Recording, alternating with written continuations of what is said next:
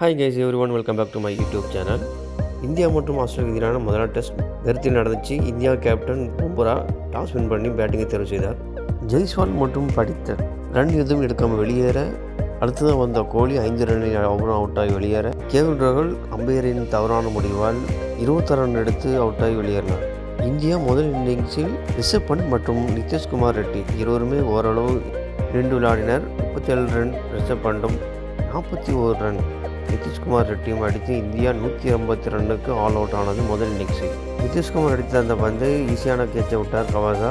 அடுத்த பால் ரெட்டி 4 அடிக்க, அதுக்கடுத்த பால் கேட்சி கவாசாவிடமே கொடுத்து வெளியேற இந்தியா 180 ரன்னுக்கு ஆல் அவுட் ஆனது. இரண்டாவது களமிறங்கிய ஆஸ்திரேலியா முதல் இன்னிங்ஸில் விக்கெட் அடுத்து விக்கெட்டை உள்ள முதல் நாள் முடிவில் ஆஸ்திரேலியா 12 ரன் 3 விக்கெட். இதில் என்ன சுவாரஸ்யம்னா, சுமித் ஆஸ்திரேலியா மண்ணில் முதல் பந்திலேயே எல்பிடபிள்யூ முறையில் பும்ரா வீசிய பந்தில் அவுட் ஆகி வெளியேறினார்.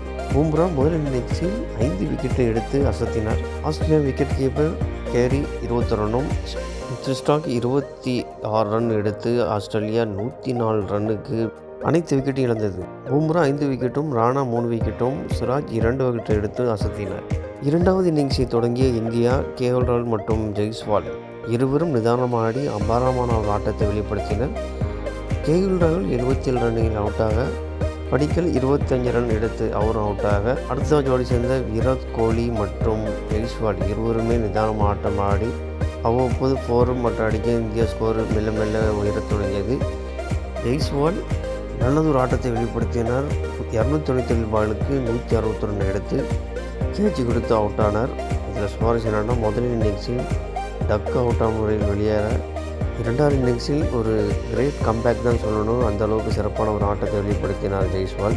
அடுத்தது களமிறங்கிய ரிஷப் பண்ட் கிளியன் பாலில் ஏறி அடிக்க முற்பட்ட போதில் ஸ்டெம்மிங் முறையில் அவுட் ஆகி வெளியேற, அடுத்ததாக களமிறங்கிய ஜுரல் 1 ரன்னில் அவுட்டாக, அடுத்ததாக களமிறங்கிய வாஷிங்டன் சுந்தர் விராட் கோலிக்கு நல்ல பார்ட்னர்ஷிப் கொடுத்தா 29 ரன்னில் அவர் அவுட்டாக, அடுத்ததாக களமிறங்கிய நிதிஷ்குமார் ரெட்டி இந்த முறையும் ஃபஸ்ட் இன்னிங்ஸ் மாதிரி நல்ல அதிரடி ஆடினார். விராட் கோலி பொறுப்புடன் விளையாடி ஒரு கிரேட் கம்பேக் தான் சொல்லுங்கள். நல்ல ஃபார்முக்கு வந்திருக்காரு. 100 ரன் செஞ்சுரி அடித்து இந்தியா 487 ரன்னுக்கு டிக்ளேர் செஞ்சது.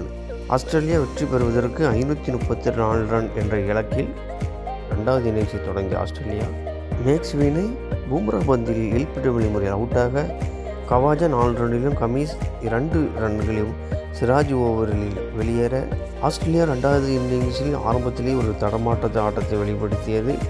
முதல் இன்னிங்ஸில் கோல்டன் டக் ஆன ஸ்மித் இந்த மாதிரி 17 ரன்னில் அவுட்டாக, டர்விஸ் ஹெட் மற்றும் மார்ஸ் இருவருமே பார்ட்னர் சேர்ந்து ஒரு அதிரடி ஆட்டத்தை வெளிப்படுத்தினார். 89 ரன்னில் டர்விஸ் ஹெட் அவுட்டாக, மார்ஸ் 47 ரன்னுகள் எடுத்து அவரும் அவுட்டாக, Australian wicket keeper Alex Carey 36 ரன்களையும், ரிச்சர்ட் ஸ்டாக் 12 ரன்களில் அவுட்டாக 230 ரன்கள் எடுத்து அனைத்து விக்கெட்டையும் இழந்தது ஆஸ்திரேலியா.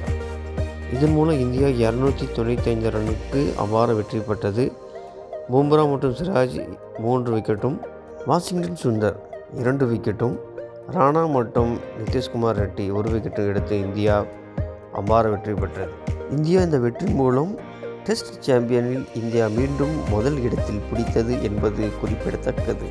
முதல் டெஸ்டில் மேன் ஆஃப் த மேட்ச் ஆட்ட நாயகன் விருதை இந்தியாவின் கேப்டன் பும்ரா 2 இன்னிங்ஸில் சேர்த்து 8 விக்கெட், ஒரு சிறந்த பவுலிங்கை வீசி ஆஸ்திரேலியாவின் பேட்ஸ்மேன்களை கலக்க வைத்தார் பும்ரா. 5 டெஸ்ட் போட்டிகள் கொண்ட தொடரில் இந்தியா 1-0 என்ற முன்னிலையில் உள்ளது. தேங்க்ஸ் ஃபார் வாட்சிங்.